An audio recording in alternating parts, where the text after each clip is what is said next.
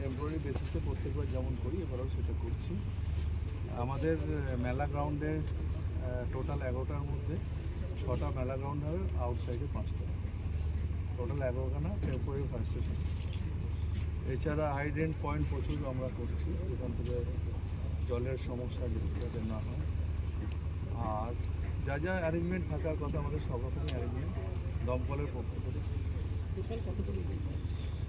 engine আমাদের তো থাকেই, যতটা প্রয়োজন লাগে ততটাই আমাদের ইঞ্জিন, কিন্তু আমাদের সব জলের এখানে টিএইচির সাথে করে যোগাযোগ রেখে আমরা অনেকগুলো প্রায় নিয়ার অ্যাবাউট কত আমাদের হাইড্রেন্ট পয়েন্ট স্যার 287